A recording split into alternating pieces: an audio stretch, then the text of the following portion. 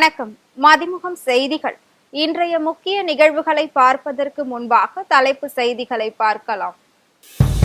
சென்னையில் 120 புதிய மின்சார பேருந்துகள் இயக்கம். கொடியசைத்து துவக்கி வைத்தார் முதலமைச்சர் மு.க.ஸ்டாலின். ரயில் புறப்படும் 8 மணி நேரத்திற்கு முன் பயணிகள் அட்டவணை வெளியிடப்படும். ரயில்வே அமைச்சகம் அறிவிப்பு. கூட்டணி ஆட்சிக்கு அதிமுக உடன்படாது என பாஜகவுக்கு பழனிசாமி சொல்லியதாக புரிகிறது. தொல் திருமாவளவன் பேட்டி. தெலுங்கானாவில் ரசாயன தொழிற்சாலை பயங்கர விபத்து, 10 பேர் உயிரிழந்த சோகம். தமிழ்நாட்டில் உள்ள பள்ளிகளில் வாட்டர் பெல் திட்டம் அமலுக்கு வந்தது. தண்ணீர் குடிக்க தினமும் 3 வேளை. தண்ணீர் குடிக்க தினமும் 3 இடைவேளை. சென்னையில் ரூபாய் 207 கோடியில் 120 புதிய மின்சார பேருந்துகளை முதலமைச்சர் மு.க.ஸ்டாலின் தொடங்கி வைத்தார். சென்னையின் சுற்றுச்சூழல் மாசு கட்டுப்பாட்டை குறைக்கும் நோக்கில் டீசலில் இயங்கும் பேருந்துகளுக்கு மாற்றாக 1225 தாழ்தள மின்சார பேருந்துகளை உலக வங்கி உதவியுடன் வாங்க முடிவு செய்யப்பட்டது. அதன்படி வியாசர்பாடி பணிமனையில் ரூபாய் 200.40 கோடி மதிப்பிலான 120 புதிய தாழ்தள மின்சார பேருந்துகளை இயக்குவதற்கான பராமரிப்பு கூடம், புதிய மின்மாற்றிகள் பொருத்துதல், அலுவலக நிர்வாக கட்டிடம், பணியாளர் அறை ஆகியவை புதுப்பித்து அமைக்கப்பட்டுள்ளது. இதைத் தொடர்ந்து வியாசர்பாடி பணிமனையில் இருந்து 120 புதிய தாழ்தள மின்சார பேருந்துகளை தொடங்கி வைக்கும் நிகழ்ச்சி நடைபெற்றது. இதனை முதலமைச்சர் மு.க.ஸ்டாலின் கொடியசைத்து தொடங்கி வைத்தார். முன்னதாக ரூபாய் 47.50 கோடி மதிப்பீட்டில் அமைக்கப்பட்டிருந்த பணிமனையையும் திறந்து வைத்தார். இந்நிகழ்ச்சியில் போக்குவரத்து துறை அமைச்சர் சிவசங்கர் தலைமையில் அமைச்சர் சேகர் பாபு, நாடாளுமன்ற உறுப்பினர் கலாநிதி, மேயர் பிரியா, தலைமை செயலாளர் முருகானந்தம் உட்பட ஏராளமானோர் கலந்து கொண்டனர். ரயில் புறப்படும் 8 மணி நேரத்திற்கு முன் பயணிகள் அட்டவணை வெளியிடப்படும் என்று ரயில்வே அமைச்சகம் தெரிவித்துள்ளது. ரயில் புறப்படும் 8 மணி நேரத்திற்கு முன் பயணிகள் அட்டவணை வெளியிடப்படும் என்று ரயில்வே அமைச்சகம் அறிக்கை வெளியிட்டுள்ளது. அந்த அறிக்கையில் ரயில் புறப்படுவதற்கு 4 மணி நேரத்திற்கு முன்பு முன்பதிவு பட்டியல் தயாராவதால் பயணிகளுக்கு குழப்பம் ஏற்படுவதாகவும், இந்த நடைமுறையை மாற்றி ரயில் புறப்படுவதற்கு 8 மணி நேரத்திற்கு முன் பயணிகளின் அட்டவணையை தயாரிக்க ரயில்வே வாரியம் ஆலோசனை வழங்கியது. ஒன்றிய ரயில்வே அமைச்சர் அஸ்வினி வைஷ்ணவ் இந்த முன்மொழிவை ஏற்றுக்கொண்டு எந்த இடையூறும் இல்லாதவாறு இதை படிப்படியாக செயல்படுத்துமாறும் ரயில்வே வாரியத்திற்கு உத்தரவிட்டுள்ளார். இந்த புதிய நேர நிர்ணயம் பயணிகளுக்கு மிகவும் உதவியாக இருக்கும் என்று கூறப்பட்டுள்ளது. மேலும் காத்திருப்பு பட்டியலில் உள்ள பயணிகளுக்கு பட்டியல் நிலவரம் முன்கூட்டியே தெரிந்துவிடும் எனவும் ரயில்வே அமைச்சகம் கூறியுள்ளது. மேலும் IRCTC-யுடன் ஆதார் எண்ணை இணைத்தோர் மட்டுமே நாளை முதல் தட்கல் டிக்கெட்டை முன்பதிவு செய்ய முடியும் என ரயில்வே அறிவித்துள்ளது. கவுண்டரில் தட்கல் டிக்கெட் முன்பதிவுக்கு ஆதார் மூலம் OTP நடைமுறையை ஜூலை 15 முதல் தொடங்க முடிவு செய்யப்பட்டுள்ளது. தட்கல் டிக்கெட் சில நிமிடங்களிலேயே விற்று தீர்வதை தடுக்கும் வகையில் ஆதார் எண் இணைப்பு கட்டாயம் என்றும் ரயில்வே அமைச்சகம் தெரிவித்துள்ளது.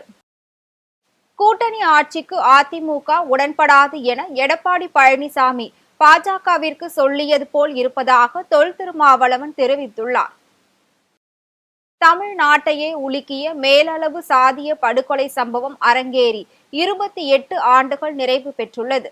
இந்நிலையில் முருகேசன் உட்பட 7 பேருக்கு நினைவஞ்சலி செலுத்தும் நிகழ்ச்சியில் கலந்து கொள்ள மேலவளவு செல்வதற்காக விடுதலை சிறுத்தைகள் கட்சியின் தலைவர் தொல் திருமாவளவன் சென்னையில் இருந்து விமானம் மூலம் மதுரைக்கு சென்றார். தொடர்ந்து செய்தியாளர்களை சந்தித்த அவர் இந்நாளில் இந்த துயர சம்பவத்தில் உயிரிழந்தவர்களுக்கு ஆழ்ந்த இரங்கலை தெரிவித்துக் கொள்வதாக கூறினார். மேலும் மேலவளவு கிராமத்தை அரசு சிறப்பு கவனம் செலுத்தி மேம்படுத்த வேண்டும் என்றும் வலியுறுத்தினார். தொடர்ந்து பேசிய திருமாவளவன் கூட்டணி ஆட்சிக்கு அதிமுக உடன்படாது என்றும் கூட்டணி ஆட்சிக்கு சாத்தியமில்லை என எடப்பாடி பழனிசாமி பாஜகவுக்கு தான் பதில் சொல்லி இருக்கிறார் என தெரிவித்துள்ளார். அமித்ஷா அவர்கள் மட்டும்தான் திரும்ப திரும்ப கூட்டணி ஆட்சி என்ற கருத்தை சொல்லி வருகிறார். இதுவரையில் அதிமுக தலைவர், அவருடைய பொதுச் செயலாளர் திரு எடப்பாடி பழனிசாமி அவர்கள் எந்த கருத்தையுமே சொல்லாமல் மௌனம் காக்கிறார் என்று குறிப்பிட்டிருந்தேன். தற்போது அவர் அதற்கு விடையளித்திருக்கிறார். அவர் சொல்லியிருக்கிற பதில் பாஜகவுக்குத்தான் என்பதை நம்மால் புரிந்து கொள்ள முடிகிறது. கூட்டணி ஆட்சி இங்கு இல்லை, அதிமுக அதற்கு உடன்படாது என்கிற விடையை பாஜகவினருக்குத்தான் சொல்லியிருக்கிறார் என்பதை எளிதாக புரிந்து கொள்ள முடிகிறது. அதேபோல அதிமுகவை எந்த கொம்பனாலும் கபலீகரம் செய்ய முடியாது என்ற கருத்தையும் பதிவு செய்திருக்கிறார். கபலீகரம் செய்வதற்கு யார் முயற்சிக்கிறார்கள் என்பதையும் அவர் தெளிவுபடுத்த வேண்டும். அதிமுகவை திமுக தலைமையிலான கட்சிகள் கபலீகரம் செய்ய முயற்சிக்க வாய்ப்பில்லை. தெலுங்கானா மாநிலத்தில் ரசாயன தொழிற்சாலையில் பாய்லர் வெடித்து 10 பேர் உயிரிழந்த சம்பவம் அதிர்ச்சியை ஏற்படுத்தியுள்ளது. தெலுங்கானா மாநிலம் சங்கர் ரெட்டி மாவட்டத்தில் ரசாயன தொழிற்சாலை செயல்பட்டு வருகிறது. இந்த ரசாயன தொழிற்சாலையில் மருந்து பொருட்களுக்கு தேவையான ரசாயனங்கள் தயாரிக்கப்படுகின்றன. இந்நிலையில் இந்த ரசாயன தொழிற்சாலையில் மருந்து தயாரிப்பிற்கான ரசாயன கலவை எந்திரத்தில் பயங்கர வெடி விபத்து ஏற்பட்டது. இந்த வெடி விபத்தில் தொழிற்சாலையில் வேலை செய்து கொண்டிருந்த 10 பேர் உயிரிழந்தனர். மேலும் 20 பேர் படுகாயமடைந்தனர். தகவல் அறிந்து விரைந்து சென்ற மீட்பு குழுவினர் படுகாயமடைந்தவர்களை மீட்டு அருகில் உள்ள மருத்துவமனையில் அனுமதித்தனர். படுகாயமடைந்தவர்களின் சிலரின் நிலைமை கவலைக்கிடமாக உள்ளதால் பலி எண்ணிக்கை அதிகரிக்க கூடும் என்று அஞ்சப்படுகிறது. தமிழ்நாட்டில் உள்ள பள்ளிகளில் வாட்டர் பெல் திட்டம் இன்று முதல் அமலுக்கு வந்துள்ளது. மாணவர்கள் தண்ணீர் குடிப்பதை ஊக்கப்படுத்தும் விதமாக வாட்டர் பெல் திட்டம் அறிமுகம் செய்து 5 நிமிடம் ஒதுக்கப்படும் என்று பள்ளி கல்வித்துறை அமைச்சர் அன்பில் மகேஷ் தெரிவித்திருந்தார். இந்நிலையில் ஜூன் 30ஆம் தேதி முதல் தமிழ்நாட்டில் உள்ள பள்ளிகளில் வாட்டர் பெல் திட்டம் அமலுக்கு வந்துள்ளது. அதன்படி காலை 11 மணி, பிற்பகல் 1 மணி, மாலை 3 மணி என பெல் ஒலிக்கும் போது மாணவர்கள் தவறாமல் தண்ணீர் அருந்த வேண்டும் என்று அறிவுறுத்தப்பட்டுள்ளது. உடல் நீரிழப்பு மாணவர்களின் அறிவாற்றல், கவனம் மற்றும் கல்வி செயல்திறனை கணிசமாக பாதிக்கும். எனவே பள்ளிகளில் தண்ணீர் நுகர்வுக்கு மாணவர்களை ஊக்குவிப்பது பல்வேறு நன்மைகளை தரும் எனவும் தெரிவிக்கப்பட்டுள்ளது. எனினும் பள்ளிகளின் இடைவேளை நேரத்தை பொறுத்து நேரத்தை மாற்றிக்கொள்ளலாம் என்றும் அரசு சார்பில் அறிவுறுத்தப்பட்டுள்ளது. பள்ளிகளுக்கு மாணவர்கள் வாட்டர் பாட்டிலை கட்டாயம் கொண்டு வர வேண்டும் உள்ளிட்ட வழிகாட்டு நெறிமுறைகளும் வழங்கப்பட்டுள்ளன. குஜராத் கண்ட்லா துறைமுகத்தில் இருந்து ஓமன் நோக்கி சென்ற எண்ணெய் கப்பலில் திடீர் தீ விபத்து ஏற்பட்ட சம்பவம் பெரும் பரபரப்பை ஏற்படுத்தியுள்ளது. குஜராத் கண்ட்லா துறைமுகத்தில் இருந்து ஓமன் நோக்கி சென்ற எண்ணெய் கப்பலில் திடீர் தீ விபத்து ஏற்பட்டுள்ளது. இந்த தீ விபத்து குறித்து தகவல் அறிந்து சென்ற இந்திய கடற்படையினர் மீட்பு பணியில் ஈடுபட்டு தீயை கட்டுப்படுத்தினர். மேலும் கப்பலில் இருந்த 14 இந்திய மாலுமிகள் உள்ளிட்ட கப்பல் பணியாளர்கள் மீட்கப்பட்டுள்ளனர். பலாவு நாட்டு கொடியுடன் சென்ற அந்த கப்பலில் இன்ஜின் அறையில் தீ பிடித்ததால் கப்பல் முழுவதும் மின்சாரம் தடைப்பட்டுள்ளது. உரிய நேரத்தில் தீ கட்டுப்படுத்தப்பட்டதால் பெரும் அசம்பாவிதம் தவிர்க்கப்பட்டுள்ளது.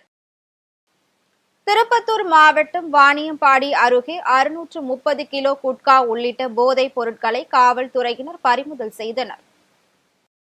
திருப்பத்தூர் மாவட்டம் வாணியம்பாடி வழியாக தமிழக அரசால் தடை செய்யப்பட்ட ஹான்ஸ், குட்கா உள்ளிட்ட போதைப் பொருட்கள் காரில் கடத்தி செல்வதாக மாவட்ட காவல் கண்காணிப்பாளருக்கு ரகசிய தகவல் கிடைத்தது.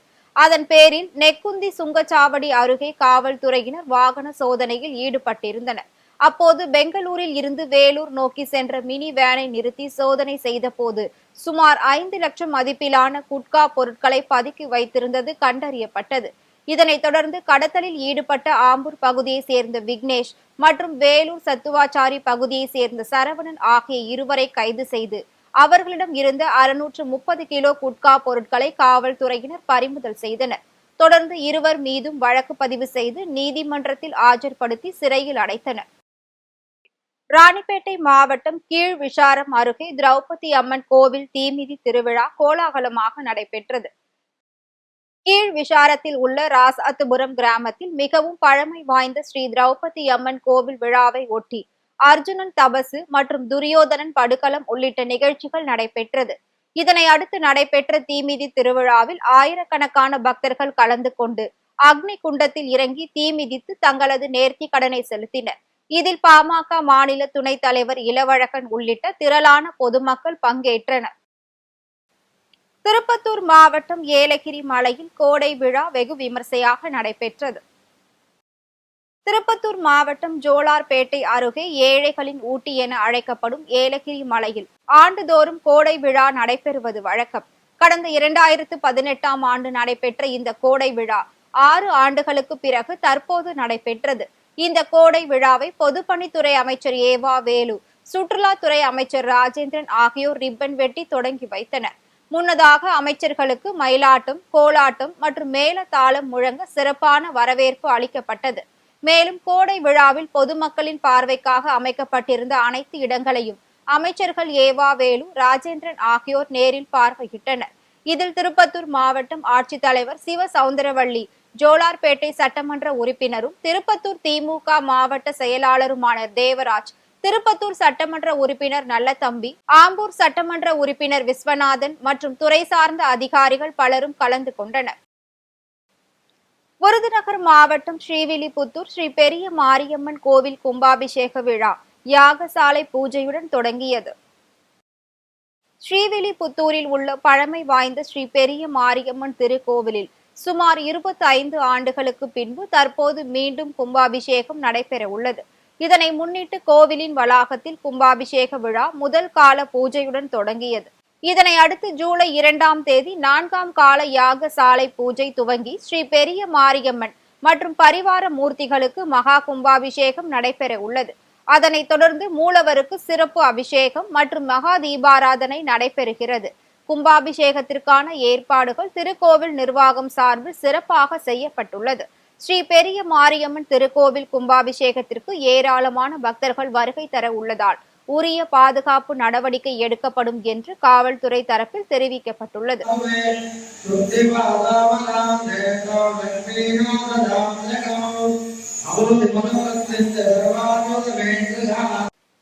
கோவை கொடிசியா வளாகத்தில் ஜூலை 2 முதல் 4ஆம் தேதி வரை உணவு கண்காட்சி நடைபெறும் என அறிவிக்கப்பட்டுள்ளது. கோவை கொடிசியா வளாகத்தில் ஜூலை 2 முதல் 4ஆம் தேதி வரை உணவு கண்காட்சி நடைபெற உள்ளது. இக்கண்காட்சி குறித்த விளம்பர பலகை வெளியீட்டு விழா நிகழ்ச்சி கோவை பாப்பநாயக்கன் பாளையத்தில் உள்ள தனியார் உணவக அரங்கில் நடைபெற்றது. இதனை BNS நிறுவனத்தின் தலைவர் பிரியங்கா கார்த்திகேயனி செல்வராஜ் பார்வையிட்டார். தொடர்ந்து பேசிய சினர்ஜி எக்ஸ்போசர்ஸ் அமைப்பின் இயக்குனர் பிரிஜேஷ் எட்வர்ட்ஸ் மற்றும் துணைத் தலைவர் சசிகுமார், இந்த உணவு கண்காட்சியில் இந்திய பிராண்டட்களுடன் ஸ்பெயின், இத்தாலி, ஜெர்மனி, அமெரிக்கா மற்றும் இங்கிலாந்து ஆகிய நாடுகளில் இருந்தும் கண்காட்சியாளர்கள் தங்களது தயாரிப்புகளை காட்சிப்படுத்த உள்ளதாகவும், மேலும் புதிய தயாரிப்புகள் காட்சிப்படுத்தப்பட உள்ளதாகவும், இங்கு சுமார் 20,000க்கும் மேற்பட்ட பார்வையாளர்கள் கண்காட்சியில் கலந்து கொள்வார்கள் என எதிர்பார்க்கப்படுவதாகவும் தெரிவிக்கப்பட்டுள்ளது. சென்னையில் ஆபரண தங்கத்தின் விலை சவரனுக்கு 120 ரூபாய் குறைந்து 71,320 ரூபாய்க்கு விற்பனை செய்யப்படுகிறது. தங்கத்தின் விலை இந்த மாத தொடக்கத்தில் இருந்தே தொடர்ந்து ஏற்ற இறக்கத்துடன் காணப்பட்டு வருகிறது. அதன்படி சென்னையில் இன்று ஆபரண தங்கத்தின் விலை சவரனுக்கு 120 ரூபாய் குறைந்து 71,320 ரூபாய்க்கு விற்பனை செய்யப்படுகிறது. மேலும் ஆபரண தங்கத்தின் விலை கிராமிற்கு 15 ரூபாய் குறைந்து 8,915 ரூபாய்க்கு விற்பனை செய்யப்படுகிறது. மேலும் வெள்ளியின் விலையில் எவ்வித மாற்றமும் இன்றி கிராமிற்கு 119 ரூபாய்க்கும், 1 கிலோ வெள்ளியின் விலை 1,19,000 ரூபாய்க்கும் விற்பனையாகிறது. கடந்த 6 நாட்களில் மட்டும் தங்கம் விலை சவரனுக்கு 2,560 ரூபாய் குறைந்துள்ளது. தொடர்ந்து தங்கத்தின் விலை குறைந்து வருவது பொது மக்களிடையே மகிழ்ச்சியை ஏற்படுத்தியுள்ளது. சூடானில் தங்க சுரங்கம் இடிந்து விபத்திற்குள்ளானதில் 11 தொழிலாளர்கள் உயிரிழந்தனர். வடக்கு ஆப்பிரிக்காவில் உள்ள சூடானின் கிழக்கு நைல் நதி மாகாணத்தில் கெர்ஷ் அல்ஃபீல் தங்க சுரங்கம் அமைந்துள்ளது. இந்த சுரங்கத்தில் ஏராளமான தொழிலாளர்கள் வழக்கம் போல் பணியில் ஈடுபட்டிருந்த போது சுரங்கம் திடீரென இடிந்து விழுந்தது. இதில் ஏராளமான தொழிலாளர்கள் மண்ணுக்குள் புதைந்தனர். இது குறித்து தகவல் அறிந்து சம்பவ இடத்திற்கு விரைந்து வந்த மீட்பு படையினர் நீண்ட நேரம் போராடி மீட்பு பணி மேற்கொண்டனர். இந்த விபத்தில் 11 பேர் சம்பவ இடத்திலேயே பரிதாபமாக உயிரிழந்த நிலையில் மேலும் 7 பேர் பலத்த காயத்துடன் மீட்டு சிகிச்சைக்காக மருத்துவமனையில் அனுமதிக்கப்பட்டுள்ளனர். இதில் சிலரது நிலைமை கவலைக்கிடமாக உள்ளதாகவும், இதனால் பலி எண்ணிக்கை அதிகரிக்கும் என அஞ்சப்படுகிறது. இந்த சம்பவம் சூடானில் பெரும் அதிர்ச்சியை ஏற்படுத்தியுள்ளது. அங்கு தரமற்ற பாதுகாப்பு நடைமுறைகளால் அடிக்கடி விபத்துக்கள் நடந்து வருவதாக மனித உரிமை ஆர்வலர்கள் குற்றம் சாட்டி வருகின்றனர். இதேபோன்று சம்பவங்களில் 2023ஆம் ஆண்டு 14 சுரங்க தொழிலாளர்களும் 2021ஆம் ஆண்டு 38 சுரங்க தொழிலாளர்களும் உயிரிழந்துள்ளனர் என்பது குறிப்பிடத்தக்கது. மீண்டும் தலைப்பு செய்திகள். சென்னையில் 120 புதிய மின்சார பேருந்துகள் இயக்கம் கொடியசைத்து துவக்கி வைத்தார் முதலமைச்சர் மு.க. ஸ்டாலின். ரயில் புறப்படும் 8 மணி நேரத்திற்கு முன் பயணிகள் அட்டவணை வெளியிடப்படும் ரயில்வே அமைச்சகம் அறிவிப்பு. கூட்டணி ஆட்சிக்கு அதிமுக உடன்படாது என பாஜகவுக்கு பழனிசாமி சொல்லியதாக புரிகிறது. தொல் திருமாவளவன் பேட்டி. தெலுங்கானாவில் ரசாயன தொழிற்சாலை பயங்கர விபத்து, 10 பேர் உயிரிழந்த சோகம். தமிழ்நாட்டில் உள்ள பள்ளிகளில் வாட்டர் பெல் திட்டம் அமலுக்கு வந்தது. தண்ணீர் குடிக்க தினமும் 3 வேளை, தண்ணீர் குடிக்க தினமும் 3 இடைவேளை. இத்துடன் செய்திகள் நிறைவடைந்தன. மீண்டும் செய்திகள் இரவு 8 மணிக்கு. மேலும் செய்திகளை தெரிந்து கொள்ள மதிமுகம் பிரைம் யூடியூப் தளத்தில் இணைந்திருங்கள்.